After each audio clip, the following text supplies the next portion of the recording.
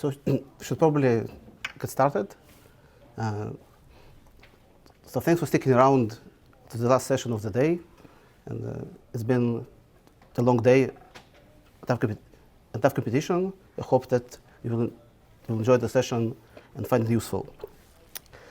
It's about CUDA kernels and C++. A couple of words about myself. I'm Michael Gopshtein. I work for IV Vision, where we create the next generation of augmented reality glasses. And we believe that AR technology will eventually replace all other monitors like desktops and mobile phones. And we use CUDA mostly to accelerate algorithms in the computer vision area. Okay, so this CUDA, it's a platform and a toolkit by NVIDIA to create generic algorithms and applications to run on NVIDIA GPU devices. And that includes support for different languages. It includes some tools for profiling, debugging, and building the code, and also a bunch of libraries. By the way, how many of you have used CUDA or did some basic training on that? Okay, a few of you. So I'm not going to do a deep introduction into CUDA programming, but I do explain all my examples, so it should be easy for you to follow it. And we'll start from a very simple example, basically, which we'll use through the whole session. It's like the hello world example for CUDA programs, and that's an addition of two vectors. Okay, so we have a vector A and a vector B, and we want to create a vector C, which is an element-wise sum of the elements of A and B. And the way we do it with CUDA, we create many what's called CUDA threads. Okay, these are not exactly the threads in the regular sense of the term, but for this session, it should work.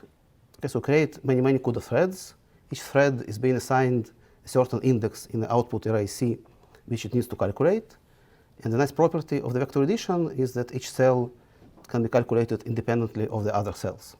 So all these CUDA threads can virtually run in parallel in the same time. And the way to express it in the CUDA C++ code is like that. First, at kernel, it's called a kernel function. It's the code which runs on the GPU. It's preceded with a special keyword __ global, but otherwise it looks like a regular function. It has all these input parameters, the vectors A, B, and C, which you want to operate on. And then in the first line, each thread will calculate a unique index into the arrays which it needs to work on. It will skip all this part of block index and thread index. What's important is that each thread in CUDA will get a unique index to the arrays. And then the second line is a simple addition of the vectors A and B at the cell IDX. And the code which runs on CUDA is called a kernel or device code. And the code which runs on the CPU is called a host code or a CPU code. So in this example, the main is our regular application in C++. We skip all the initialization parts of the vectors, and we just see the special syntax to launch the kernel on the GPU. It uses these triple angle brackets with some numbers inside, which we also cannot talk about it right now. But otherwise, it looks like a regular function. It passes all the parameters, all the pointers to the vectors, to the kernel function. And you can note on the left side, there is tags device and host. I will keep it in all the slides, so it will be like more easy to follow which code runs on the CPU and which code runs on the GPU. But so far, it looks like a pure C functions. And we said that we want to talk about CUDA C++. And that's exactly the reason why I'm doing this talk, because in most of the examples that you find on CUDA, on the internet and in the books, the code is purely C code. And I believe that using C++, you get many advantages on the readability of the code, on the type safety, and sometimes even on the performance of the code. So when we would like to depart from the CUDA C programming and start our journey to probably a better code.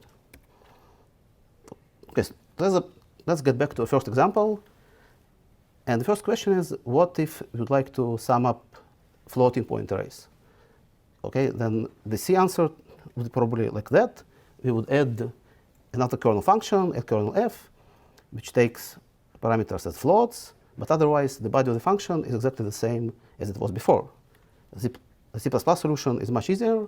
We just make the kernel function template, and now it receives the pointers, and then when we launch the function, the kernel, we can either use an explicit template instantiation, like in the first line, or we can skip it, and then the parameters will be automatically deduced. And the type T will be automatically deduced from parameters. It doesn't look like very exciting as a C++ feature, but it just shows that you can use templates in CUDA kernel codes basically in the same way as you do for regular programs. Another thing that we want to address in the first example are these memory pointers. And the question is, what's the memory that these pointers are pointing to exactly? On the regular system, we have a CPU with the system or CPU memory or the host memory. It's the regular memory we use in all our C++ programs. And then each GPU device will have its own memory, also called a global memory or a device memory. And the kernels which run on GPU can directly access only the memory which resides on the device. And then what we usually do in CUDA programs, we first allocate the memory on the device with CUDA malloc or similar functions, and then we'll copy the input arrays A and B from our CPU memory to the GPU memory. Then we launch the function to calculate the result of vector C, and at the end we'll copy the result back from the GPU to the CPU. And the main problem with that approach is that the type of all the pointers in the CPU and in the GPU is still a row pointer, but the semantics of the pointer is very different. One points to CPU memory and another to GPU memory. And we can build a very simple example where we launch kernel with pointers to a local CPU memory. And the main problem with that example is that it compiles, but then it fails in runtime. And of course, in C++, we prefer to fail as early as possible, and preferably in the compilation stage and not in the runtime. So what we would like to do instead is to define a specific types, so device pointer types, a device PTR type, which indicates explicitly that this is a pointer to a device memory, and use it in the kernels instead. An example how we can write such a function: we can define a class, it will be template by the type of the pointer, and now we can make the constructor of this class private in order to avoid accidental conversion of the pointers to device PTR. You can also know this underscore device and host keywords. Any function which is called inside the device code must be preceded with the device keyword. And if we want to use the same function in the kernel code and in the host code, we should also add this host keyword. And then we can add an explicit factory function to create a device pointer from row pointer. And for convenience, we can also add a global function which makes a device pointer from a row pointer. And the whole point is that now we do it explicitly when we know that the pointer in hand is a pointer in a valid GPU space. And then to build a more complete example of launching the kernel, we can have like this function process. We assume that it gets vectors A and B already initialized at some point in the program. And then in order to launch the kernel, we should do the following. First, we would allocate the memory on the device with CUDA malloc. And then we'll copy the memory of the A pointer to the GPU. And you can note the special keywords CUDA memcopy host to device. It indicates the device of the memory copying. It's from CPU to the GPU. And we do the same for B. And we also allocate the memory for C. And now we can launch our kernel and use this very function, make device PTR, which converts a row pointer to a device pointer, and then it compiles, and we can launch the kernel function. And then we want to copy the result back from the GPU to CPU. So again, we would use a CUDA memcopy, And now we indicate that we are copying from device to host. And maybe a nicer way to write this code would be you would have some device memory class which does the initialization work for us. Then just tell it, okay, allocate number of elements, and then a copy elements function does not have to get that extra parameter with the direction of the copy. It can be deduced from the parameter types. Then we can just launch the kernel with this device memory as a parameter and get it converted to device pointer automatically. And we can do something like that. We can create a device memory class. In this case, also define the constructor as a private constructor, just to avoid the confusion between allocating n elements and allocating n bytes. And we can add static functions to make an explicit initialization of the memory. And of course, in destructor, we'll free the memory on the device, and we can add conversion operator, a casting operator to cast the device memory to device PTR type. Okay, now back to device PTR. So one of the property of the pointer which you want to maintain is the rules for the assignment of operators. So we want to be able to copy an int pointer to a constant pointer, but not the way around. And we don't want to assign pointers of different types one to another. Basically, what we want to say is that we want to allow a copy from type T1 to type T only if T1 pointer is convertible to a T pointer.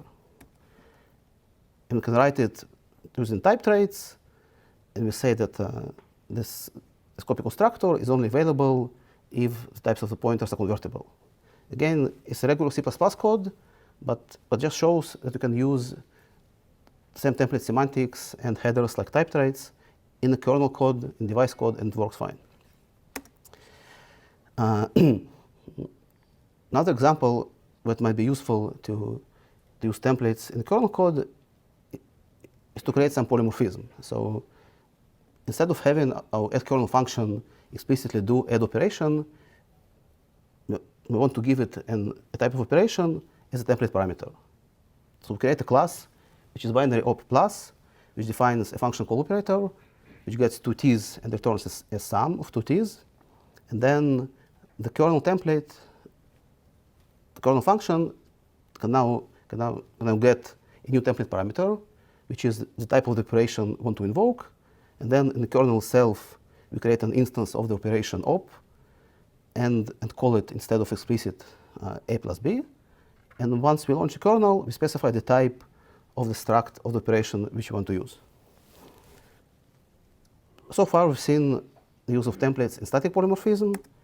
Next question is how we do a dynamic polymorphism in CUDA.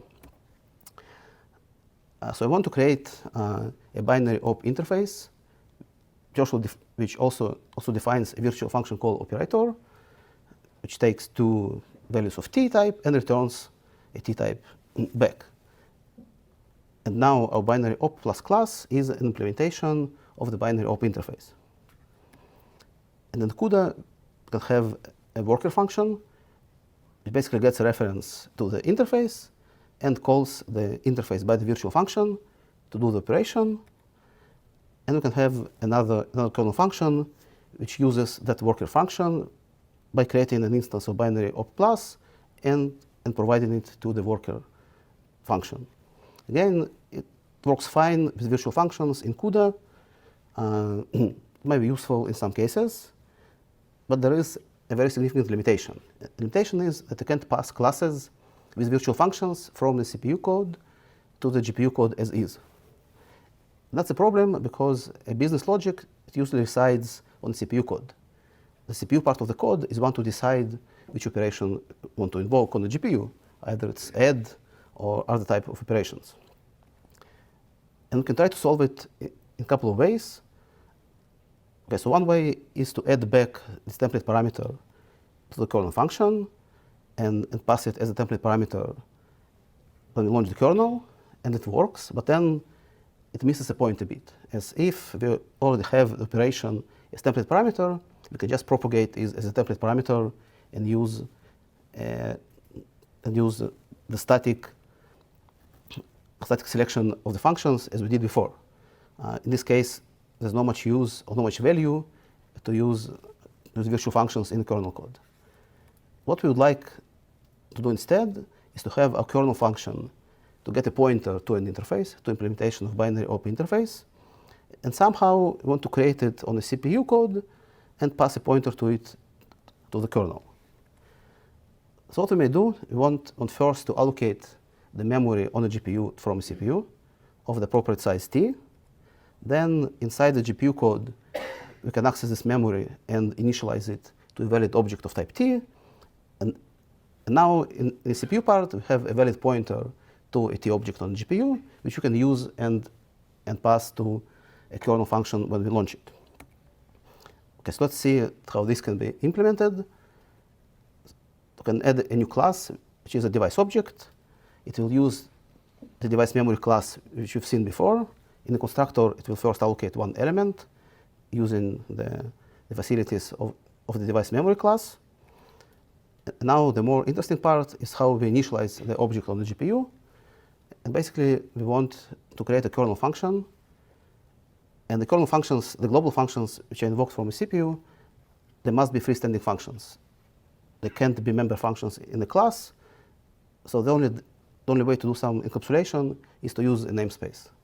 Okay, so in this case, we create a kernel function, allocate object, which will get a pointer to some memory on the GPU device, and then arguments to initialize the object.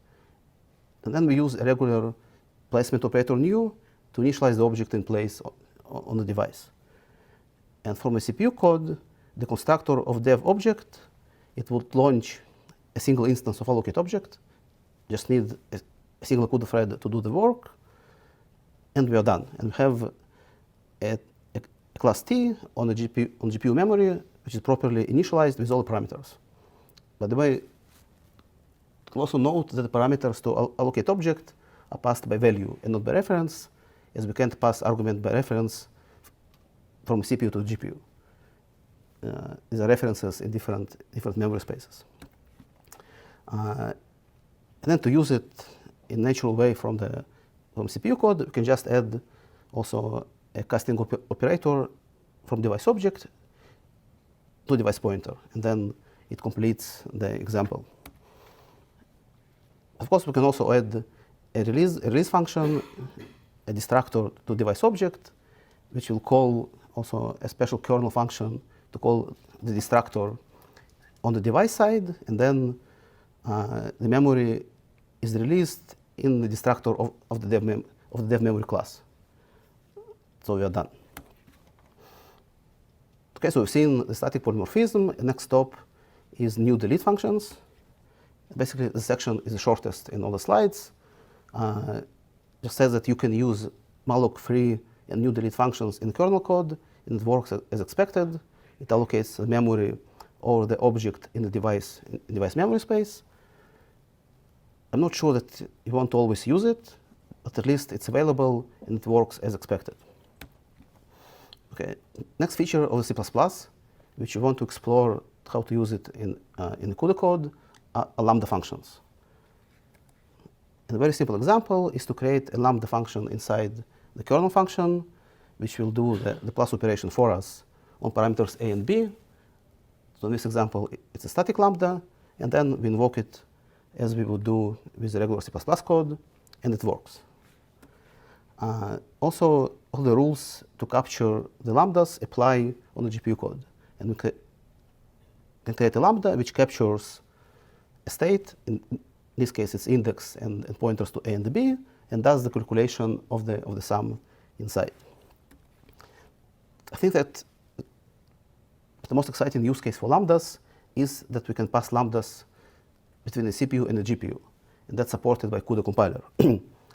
So we can add a template type operation to our kernel signature, and then we get the op parameter in the kernel function, and we just call it as a regular lambda function, and then lambda itself is defined in main, and we should note the special keyword underscore device, which means that that's a lambda which is created in a CPU, but it can run in a GPU.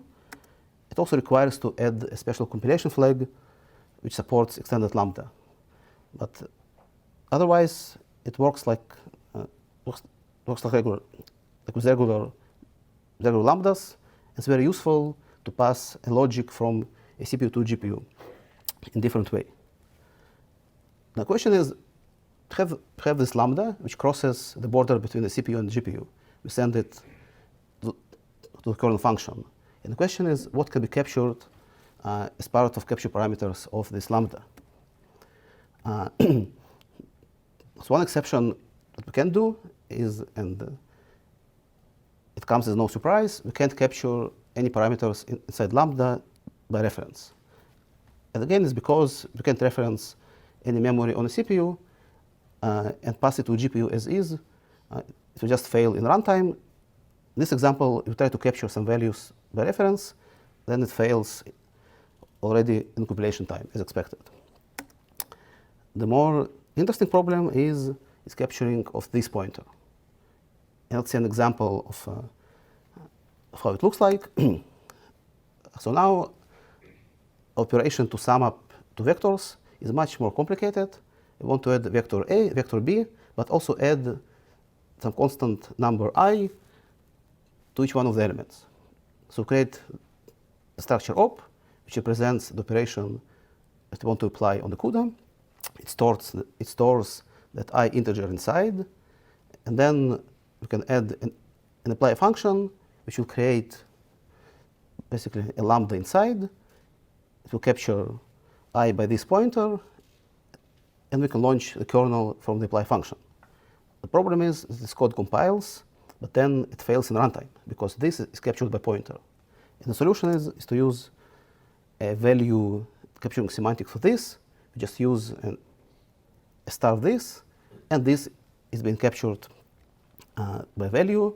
The value is being copied inside the lambda, and then it works fine. But still, I think that this code has a problem from design perspective. That is that the struct op is too complicated. All we wanted it to be is to represent a simple addition operation of two numbers and int I.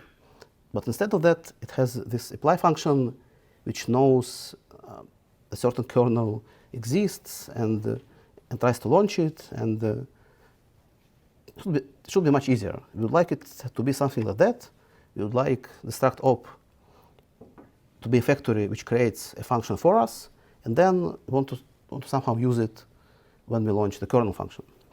The first attempt would be just to get the lambda out of the abstract and send it to the GPU to GPU code. Similar structure, it works fine on the regular C++ code, but it doesn't compile on CUDA, and we get a compilation error that the make op function, which created the lambda, can't have auto return type. So we need to specify an explicit return type in this case. Okay, so we can try to return a function which gets to ints and return an int, and we know that lambda can be converted to a function. But then there's a problem that we can't pass the stud function to the kernel. And also, it's not very surprising, as we said, that all the functions which run on the GPU should have this device keyword inside, and there's no reason why stud function would have one. But instead, we can use an NV stud function, which is provided in the header NV functional as part of CUDA package by NVIDIA. But now the case is even worse, as this compiles, but then it fails in runtime, and then if we go on and read the documentation, it says that we can't pass the NV stud function as a parameter to a kernel function. So it's a bit of a miss in this case.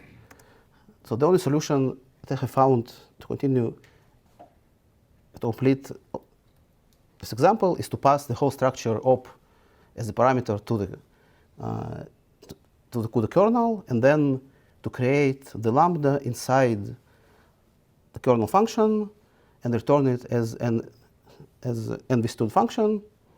and then it finally works. It's less beautiful from design point of view than what we intended it to be, but still it's useful and it works. Okay, so we've seen its use of lambdas and the NVStud function, but the question is, like, are all these zero overhead abstractions as we expect from C++ features? And maybe we can run some performance tests to compare like code before and after. It's not always a good solution, as it's hard to distinguish between a real overhead caused by the code change and between just random fluctuations on the response time. But another solution which becomes very popular, and even Bjarne mentioned it, is to use, for example, a compiler explorer to compare the code before and after. And pretty recently, CUDA support was added to Compiler Explorer, and we can now paste our code and make sure, for example, that the handcrafted C-style code produces the same binary exactly as we would get with all the lambdas and functions and so on. That's a great tool to make sure that all abstractions are not only beautiful, but doesn't hurt the performance in any way. And another tool which we can use is the CUDA object dump. It's part of the CUDA package. So in this case, I give it the object file, which is the result of compilation of the CUDA file, and that SASS parameter, which means that we want to get the binary of the assembly printed out. And again, you can use it and compare the function before the C++ specialization and after, and see that it's the same performance exactly, it's the same binary code. So doing the tests, you can see the static polymorphism is free. Lambdas are also free. I was also surprised to see that the example with the NVStud function also did not produce any overhead, and like all the use of the function was optimized by the compiler. I believe that in some cases it might not be the case, as we know that at least in regular C++ programs, the use of function can have some overhead, but in my examples, it was also fine. Just to mention some other C++ features that you can use in the kernel code, we've seen the use of auto, const expr functions can be used, a range-based loop iteration, and also R-value semantics and move semantics. It's all applicable in the CUDA code in the same way as it is in the CPU code. The only exception to the rule are the exceptions, and it's very similar to what happens probably with the embedded use of C++. The exceptions are not supported, at least not in the current format. It might be that a couple of standards from now we'll have a new support for exceptions, which will be more appropriate to run on embedded devices and on the GPU. For now, we can't use exceptions in the kernel code. And a couple of CUDA-specific examples, which are still related to C++.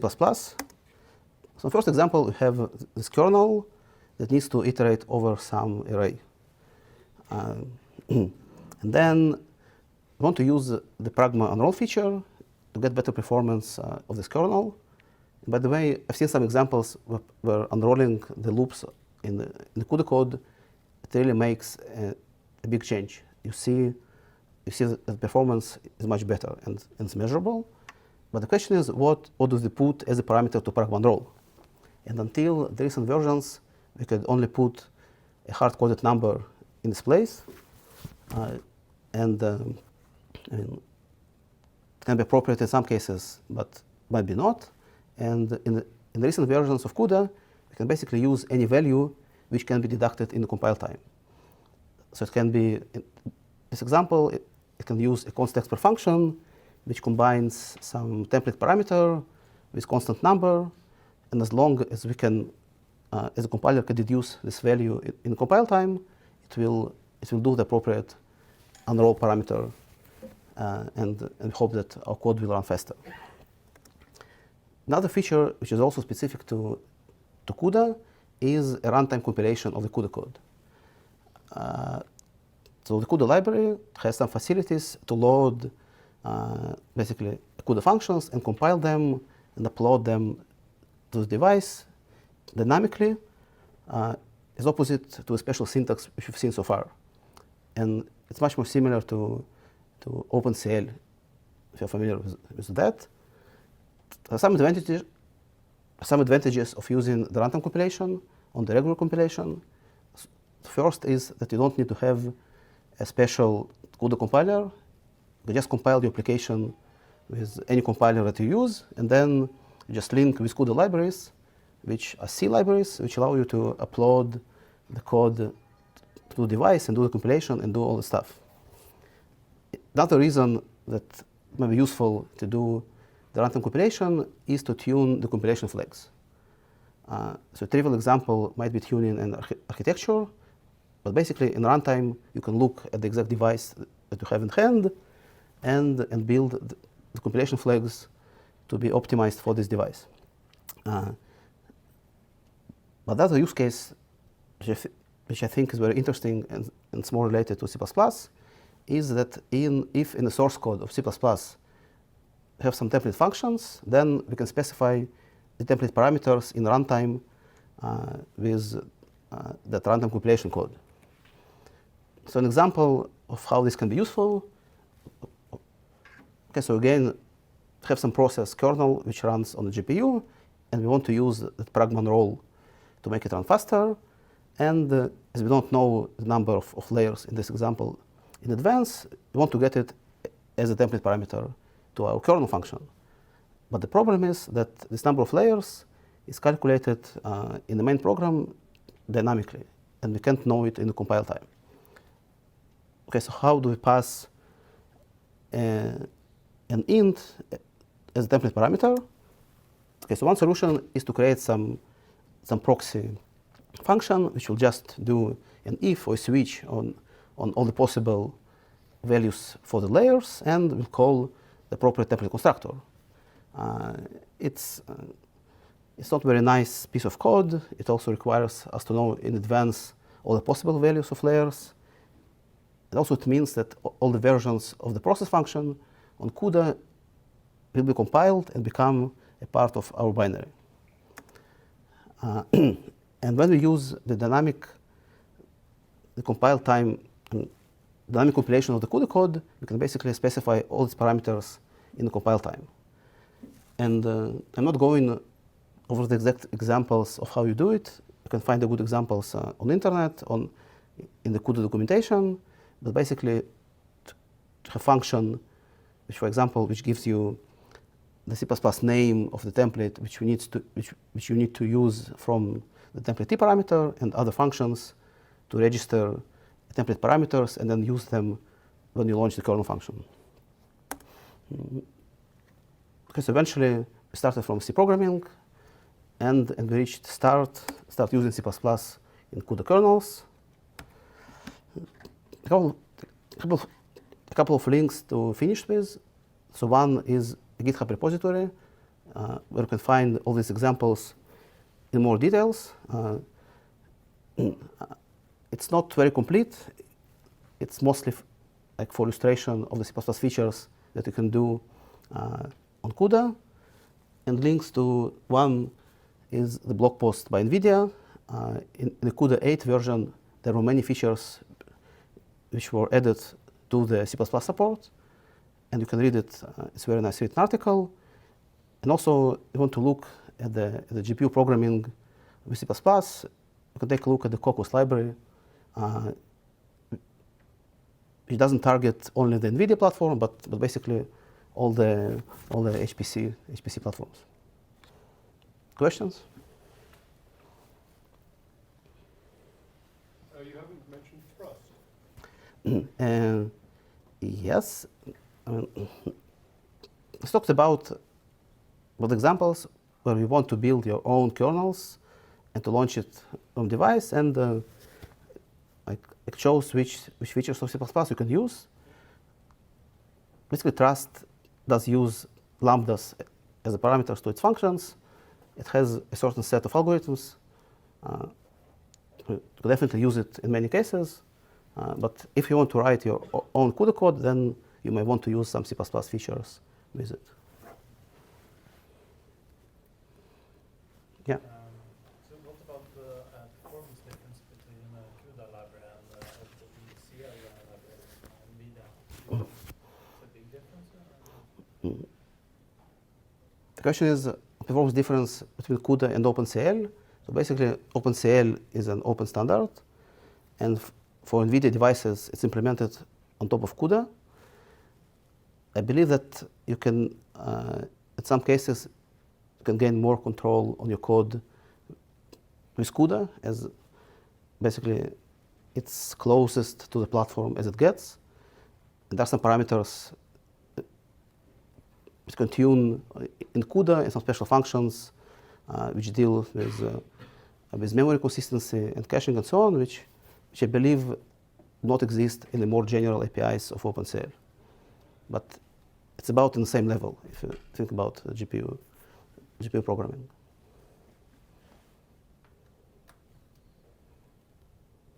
Okay, thank you.